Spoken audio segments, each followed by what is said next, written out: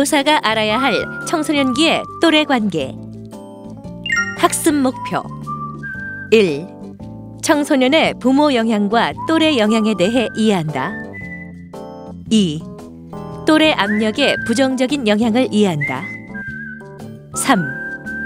또래 관계의 중요성과 시기별로 달라지는 또래 관계를 이해한다. 학습 내용 1. 또래 집단의 기대와 영향. 2. 부모 영향과 또래 영향. 3. 또래 압력의 부정적인 영향. 4. 또래 관계의 중요성, 시기별로 달라지는 또래 관계. 이번 차시에는 교사가 알아야 할 청소년기의 또래 관계에 대해서 알아보겠습니다. 청소년의 또래 압력과 영향 1. 네, 이번 시간에는 청소년기의 또래 압력과 영향에 대해서 얘기해 보겠습니다. 아이들은 부모님하고 보내는 시간이 점점 줄어들게 되죠. 청소년기가 되면서 아이들은 학교에 있는 시간이 많아지고요. 그리고 주말에 시간이 있어서 부모님들이 어디 같이 가자고 얘기를 해도 아이들은 집에 혼자 있겠다 혹은 친구들하고 같이 시간을 보내겠다는 선택을 하고 얘기를 하게 됩니다. 이렇게 또래가 더 중요한 시기가 되는 게 이제 청소년기의 특징인데요. 왜 그러냐 하면 아까 말씀드린 것처럼 청소년기는 부모로부터 독립하고 자기가 나는 괜찮은 사람이고 부모님의 도움이나 부모님한테 의존하지 않고서도 나는 한 사람의 인간이다라는 것을 느끼고 싶어 하는 거죠. 그래서 부모님으로부터 이제 떨어져 나가야 되는데 외롭잖아요. 외로우니까 누군가는 있어야 되고 그러니까 이제 또래를 가족 대신에 선택하게 되는 겁니다. 실제로 부모님하고 보내는 시간은 점점 줄어들고 또래들하고 보내는 시간은 점점 늘어나게 되기 때문에 그런 친구들하고의 관계가 아이들한테 굉장히 중요하게 되고 소속감을 느끼는 원천이 되는데요. 근데 소속감을 느끼려면 뭔가 공통적인 게 있어야 되잖아요. 공통적인 것이 아이들한테는 이런 헤어스타일이라든지 그 다음에 이제 머리 길이라든지 어떤 특정한 브랜드의 옷을 입는 거라든지 아니면은 몸에다가 어떤 표식을 한다는 것이라든지 이런 것이 될 수 있겠습니다. 그래서 귀를 뚫고 아니면 화장을 하고 아니면 비슷한 헤어스타일을 하고 비슷한 브랜드의 옷을 똑같은 브랜드의 옷을 사고 요즘에는 스마트폰으로도 이렇게 대별이 되죠. 어떤 종류의 특정 스마트폰을 가진다든지 아니면 어떤 그 SNS를 통해 갖고 집단을 만든다든지 아니면 어떤 경우에는 카페라든지 이런 거를 통해 갖고 이제 소속감을 키우기도 합니다. 이렇듯이 이 시기는 또래들의 인정과 수용이 가장 중요한 시기인데요. 그런데 그러면 어떤 또래들을 선택하느냐? 아이들은 대체로 자기하고 가치관이나 행동이나 생각이나 그런 것들이 비슷한 또래들하고 어울리려는 경향이 있습니다. 그런데 또 반대로 자기가 가지지 못한 것을 가졌거나 아니면은 내가 부러워하거나 내가 이제 가지고 싶은 거를 가졌는 그런 아이들을 또 또래로 삼기도 하거든요. 그래서 어떤 그런 집단을 이루려고 합니다. 이런 또래들이 부모로부터 벗어나오기 위한 어떤 수단이라면 사실은 부모하고 같은 가치관과 부모하고 같은 문화를 가지는 또래는 별로 의미가 없겠죠. 그래서 이런 또래들의 문화는 기성세대하고 다른 방식으로 발전을 할 수밖에 없습니다. 그래서 이제 아이들이 가지고 있는 이런 자신만의 문화가 기성세대와의 분리를 가능해 하는 수단이기 때문에 이 다름을 표현하는 것이기 때문에 당연히 선생님하고 부모님들이 보기에는 이해가 안 되고 처음 보는 문화고 도대체 쟤들이 왜 저러나 하는 생각이 들기 마련입니다. 왜냐하면 그게 목적이기 때문이죠. 이제 그런 문화에 대해서 부모가 아니면 선생님이 비판적으로 대하고 폄하하고 비난하고 이렇게 그런 태도는 옳지 않다고 어떤 가치 중립적으로 바라보지 않고 가치를 가지고 이렇게 비판을 하게 된다면 사실은 아이들하고의 이제 끈을 놓아버리는 결과가 초래될 것입니다. 네, 또래들에 속한다는 그런 의식이 부모로부터 떨어져 나오고 싶어하는 아이들의 어떤 욕구, 그런 태도를 반영하는 것이기 때문에 아이들은 부모로부터 떨어져 나오고서 또래처럼 되고 싶어합니다. 그런데 사실 청소년이 되기 전까지는 아이들한테는 부모는 거의 세상의 전부, 세상의 거의 모든 부분을 차지하는 아주 거대하고 위대한 존재였고 부모님을 닮고 싶어 하는 그런 모습이 많았었기 때문에 아이들한테는 이런 부모로부터 떨어지고 싶어 하는 욕구와 또래한테 속히고 싶은 욕구가 이렇게 갈등하면서 서로 부딪히는 상황이 되게 됩니다. 이런 아이들이 자율성이 있는 한 인간으로 태어나고 거듭나기 위해서는 이런 아이들의 욕구를 인정해주고 비난하지 않고 그대로 이렇게 존중해 주는 것이 필요하기 때문에 부모님이나 선생님들께서는 이런 또래 압력과 또래한테 속기고 싶어하는 이런 아이들의 마음을 이해할 필요가 있습니다. 근데 참 쉽지 않죠. 왜냐하면 부모님으로 아니면 선생님이 보기에는 생전 처음 보는 헤어스타일과 생전 처음 보는 무슨 신조어를 만들어서 자기들만 공유하고 자기들끼리 그걸 막 이렇게 누리면 도대체 쟤네들이 저렇게 살다가 나중에 어떤 인간이 되려나, 어떤 사람이 되려나 하고 걱정이 되게 마련입니다. 하지만 그 자체가 아이들이 하나의 완전한 책임감 있는 존재로 발달하기 위한 과정이라고 생각하셔야 되고, 그런 과정을 인정해 줘야지만 아이가 나중에 그런 하나의 책임감 있는 성인으로 발달할 수 있다는 점을 우리가 생각해야 될 것입니다. 그래서 또래들부터 인정받고 또래들한테 같은 편으로 이렇게 인지되는 것이 아이들한테는 굉장히 중요한 것이기 때문에 정말로 터무니없이 비싼 브랜드를 이렇게 요구한다든지 터무니없이 안 되는 조건을 자꾸만 요구한다든지 하면은 그것은 우리가 안 된다고 얘기를 해야 되겠지만, 아이들이 그나마 소속감을 가질 수 있도록 원하는 것은 10가지 중에 한 가지는 사주시고, 그 다음에 뭐 정말로 몸에다가 문신을 새겨 넣겠다 이런 건 안 되겠지만 그래도 또래하고 이렇게 비슷하게 가고 싶어 하면 인정해 주시는 게 필요합니다. 제가 보는 어떤 사람은요, 이런 질문을 하더군요. 중학교 1학년이 돼서 아이가 이제 학교 다니기 편하도록 이제 그 앞으로 이사를 했답니다.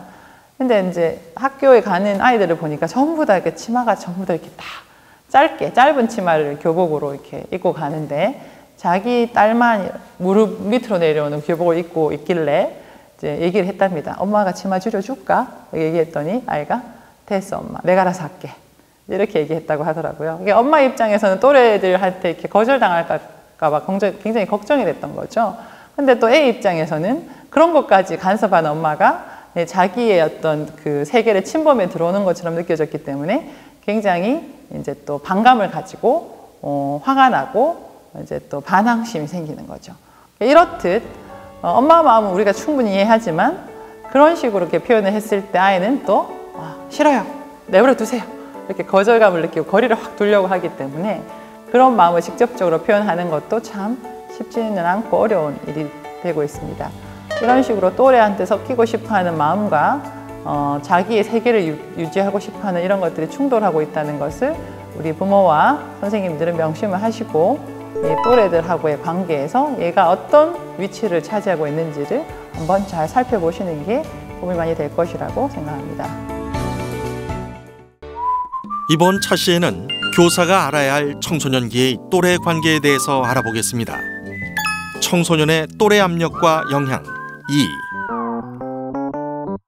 네, 저희는 지금 청소년기에 친구들이 얼마나 중요한가에 대해서 얘기를 해보고 있는데요. 그렇다면 이런 의문이 들죠. 만 10세가 넘고 이제 틴이 되면 이제 청소년기가 시작하는데, 그럼 그 전에 10년 동안 부모가 키워주고 옆에서 가르쳐준 것은 도대체 어디로 가나, 이런 생각을 하시게 될 겁니다. 이 부모님들의 영향은요, 아이들한테 깊숙이 내면화되어 있습니다. 그래서 실제로 또래들하고 같이 어울리더라도 부모님의 한마디 한마디는 저는 이렇게 표현하거든요. 인두로 찢은 것처럼 이렇게 탁 각인이 됩니다. 그래서 또래들의 압력에 의해서 부모님들이 가르쳐준 것들이 다 어디로 날아가고 없는 건 아니고 잊혀진 것은 아닙니다. 세대 차이가 분명히 있지만 최근 연구 결과들을 보면요, 그 친구들의 의견보다는 부모님의 의견을 굉장히 상당히 고려를 하는 것으로 되어 있습니다. 청소년기는 부모님으로부터 벗어나려고 노력을 하지만 실제로는 부모님들한테 많이 영향을 받고 있는 시기이기 때문에 또래 부모 모두 청소년들한테 영향을 미치는데요, 각각 다른 영역에서 영향을 미친다고 되어 있습니다. 예를 들면 굉장히 중요한 문제 있죠. 그리고 부모님들이 경험해 본 것들, 그러니까 뭐 결혼이라든지 종교라든지 뭐 이런 도덕적인 원칙이라든지 이런 것들은 부모로부터 영향을 받는 경우가 많고, 실제로 그런 판단을 해야 될 때는 부모님한테 와서 묻는 경우들이 많습니다. 반대로 이렇게 또래들은 이제 막 그 청소년기에는 이렇게 신체가 막 자라면서 성적인 욕구가 생기잖아요. 그러니까 성관계라든지 이성관계라든지 아니면 약물 사용이라든지 부모님들께서 일반적으로 반대하겠다, 선생님들께서 반대하겠다 싶은 그런 주제에서는 부모님들의 얘기를 별로 잘 안 들으려고 합니다. 그때는 또래들의 생각, 또래가 해봤나, 또래가 해보고 나서 좋다고 하느냐, 이런 것에 대해서 의존하는 경우가 많습니다. 그리고 옷을 입는다든지 헤어스타일이라든지 이런 것들, 이것은 또래 하나의 문화를 형성하는 게 되거든요. 문화를 형성하는 부분들은 또래의 문화를 따라야지 내가 그 집단의 소속감을 느끼게 되니까 친구들의 의견을 따르려고 많이 노력을 합니다. 그리고 수면 시간도 마찬가지죠. 문화적인 관점에서 보면 또 다른 게 뭐가 있냐면 쓰는 말도 그렇고 듣는 음악도 그렇습니다. 우리나라에서 어떤 음악이 유행을 하게 되면 그 음악은 모든 그 또래들한테 공유되는 경향이 있죠. 그 음악이나 그 드라마를, 그 영화를 봐야지 아이들 속에 끼어들 수가 있잖아요. 그래서 그런 집단적인 문화를 형성하고 그런 집단의 문화의 힘으로 또래의 관계를 결속하는 것은 청소년기에 굉장히 중요한 것이 되고요. 어떻게 생각하면 이것은 어른들한테 하나의 아이들하고 의사소통할 수 있는 문을 제공한다고 할 수 있습니다.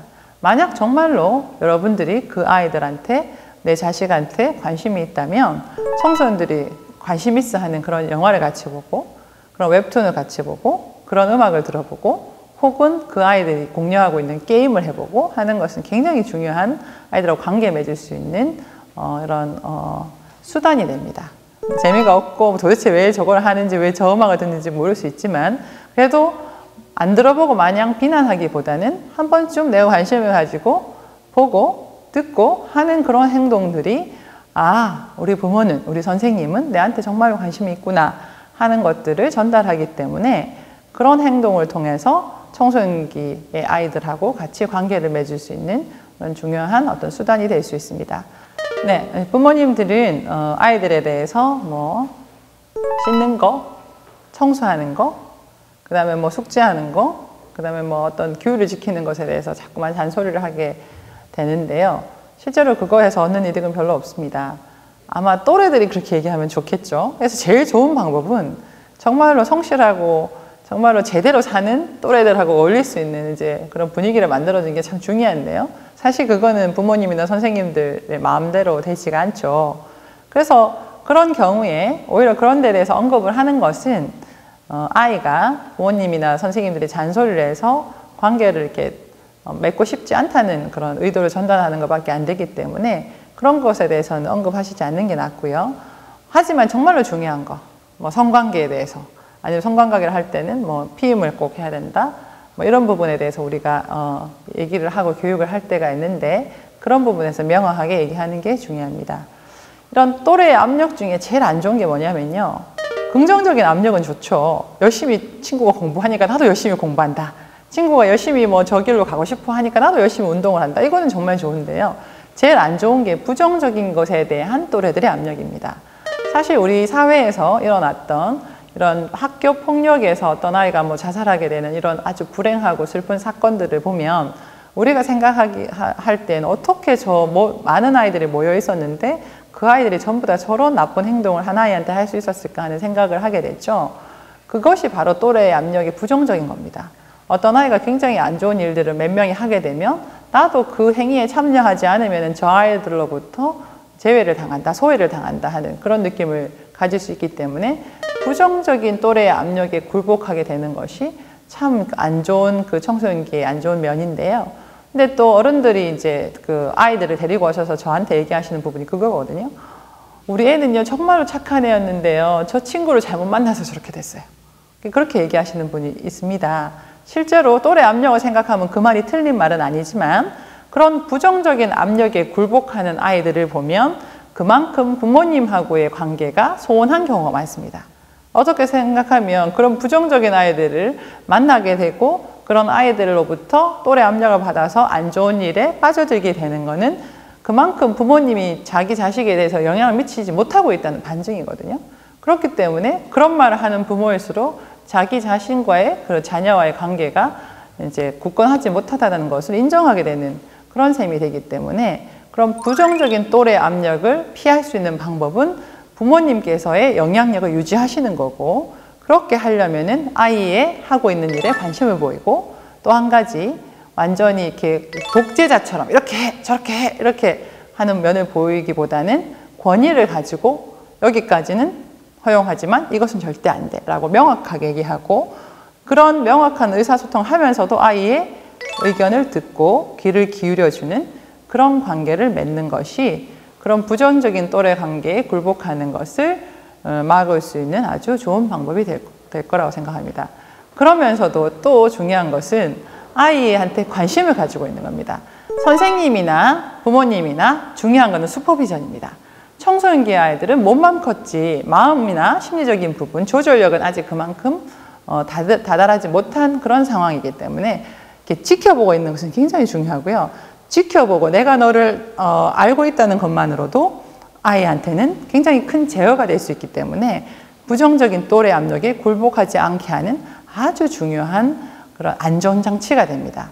그래서 아이가 지금 어디에 가는지, 몇 시에 마치는지, 아이의 하루 일과가 어떻게 되는지 간섭하지 않고 알고 있는 것만으로도 굉장히 중요한 안전장치가 되기 때문에 선생님이나 부모님들은 아이들에 대해서 관심을 가지고 권위적이지 않으면서도 명확한 한계를 설정해서 아이한테 그것을 이야기해 주는 것이 청소년기의 또래 압력의 부정적인 영향을 최소화하는 지름길이라고 할 수 있겠습니다.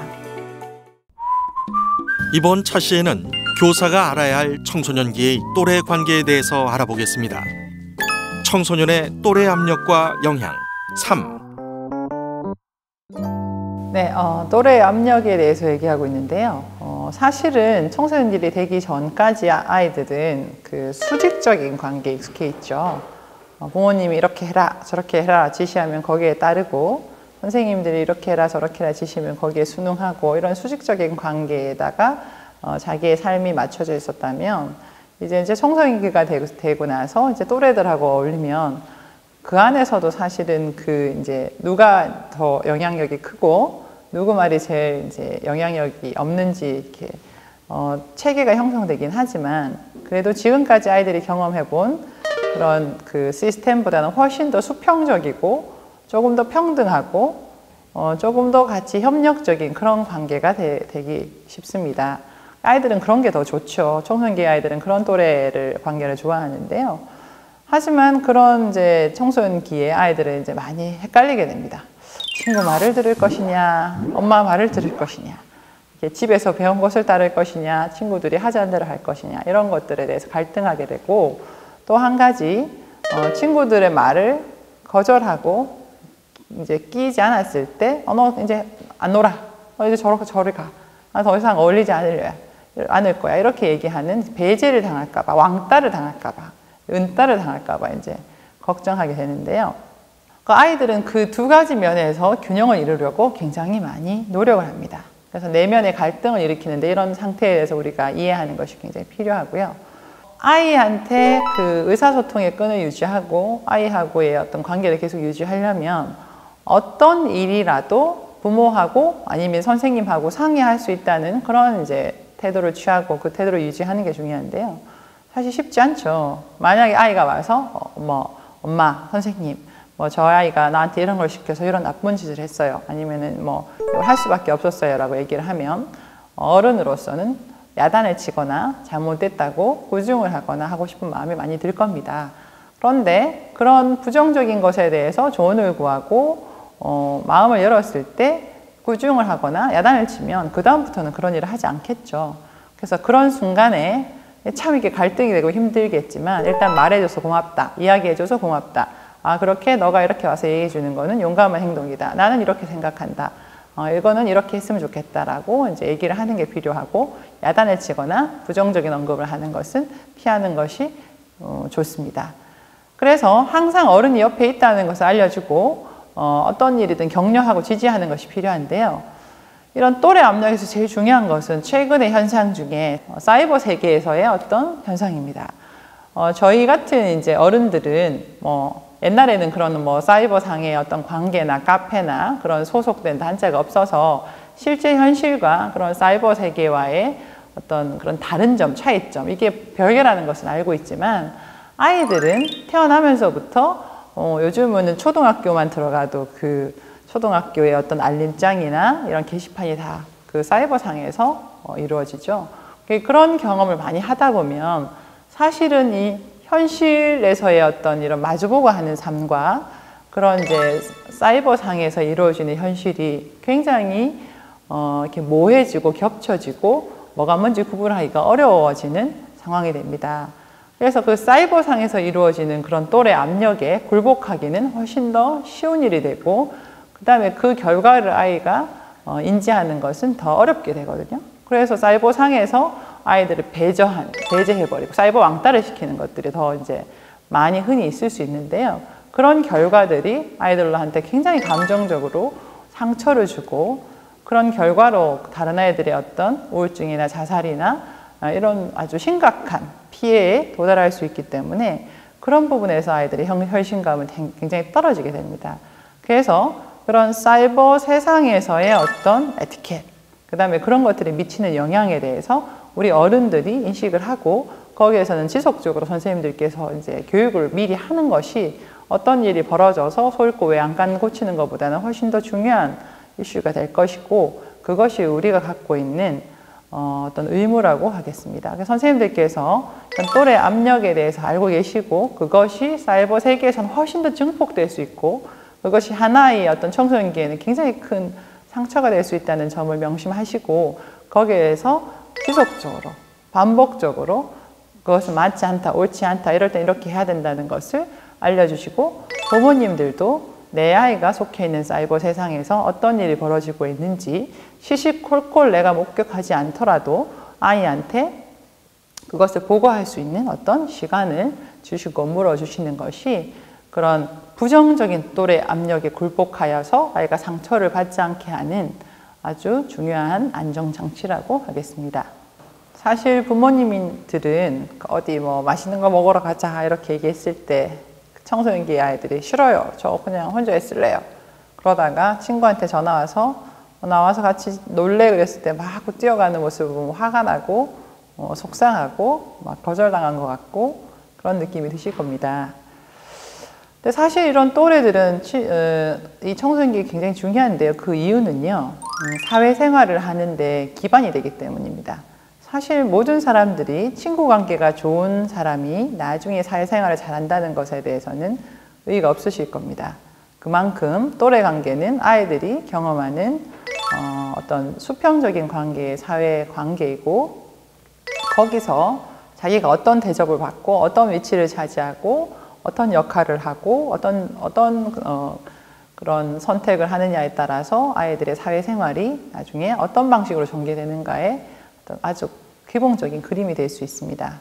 그래서 보면요, 아이들은 친구들하고 관계에서 어떤 것이 재밌었다, 뭐 하는 게 재밌다 이거보다는 오늘 걔가 무슨 옷을 입고 왔고 어떤 얘기를 했고 걔가 어떤 식으로 행동하고 훨씬 더 그런 상대방에 대해서 얘기하고 보고하고 묘사하고 거기에 대해서 얘기하는 데 치중합니다.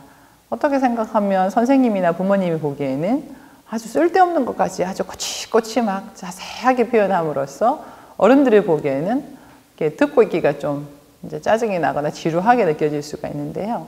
그렇게 또래들에 대해서 얘기하는 이유는 사회적인 관점에서 자기를 규정하고 정의해 나가는 아이들의 어떤 시험이라고 할 수 있습니다. 그래서 그런 부분에 대해서 또래들과의 어울림을 얘가 이렇게 막 함으로써 나라는 사람이 누구고 내가 어떤 위치에 자리매김할 것인가를 이렇게 시험해보는 어떤 과정이기 때문에 또래 관계는 굉장히 중요한데, 또래의 압력에 굴복하지 않도록 하는 것 중에 하나가 이제 아이들의 어떤 도덕관, 가치관, 그리고 자기 스스로에 대해서 장점이 있다고 생각하는 것들이 되게 중요한 부분이기 때문에 부모님이나 그 선생님들께서는 그런 부분에 대해서 이제 생각을 하셔야 됩니다. 근데 이렇게 청소년기라는 것은 초기, 중기, 후기 이렇게 세 가지로 나뉠 수 있습니다. 초기는 초등학교, 이제 고학년이라고 보통 보고요. 청소년 중기는 중학교, 청소년 후기는 고등학교라고 얘기를 많이 한다면 청소년기 초기에는 또래들이 동성인 경우가 많고요. 점점 이 아이들의 신체나 성적인 면이 발달하게 되면서 점점 이성에 대해서 눈을 뜨게 되고 나중에는 이성적인 또래들로 이렇게 변모하게 됩니다. 그래서 청소년기 이제 초기와 중기, 후기에는 또래들하고 관계가 좀 달라질 수밖에 없는데요. 그럼에도 불구하고 아이들은 또래 속에서 자기의 정체성을 찾고 그런 압력을 통해서 자기의 사회적인 어떤 위치 감각을 익히고 그런 압력을 어떻게 견디고 갈등을 어떻게 해결하냐에 따라서 성인기가 어떻게 나타나냐에 따라서 영향을 미친다고 할 수 있겠습니다. 그래서 이런 부분들은 굉장히 중요한 사회성의 형성을 이루기 때문에 이런 또래들에 대해서 선생님이나 부모님들께서 이해하고 그다음에 허용하고 그다음에 안 되는 것은 제한하고 하는 것들이 굉장히 중요하다고 하겠습니다. 한 가지 명심하실 거는요. 이상하다고 생각하는 것은 부모님이나 선생님한테 와서 얘기할 수 있는 분위기를 만드는 거.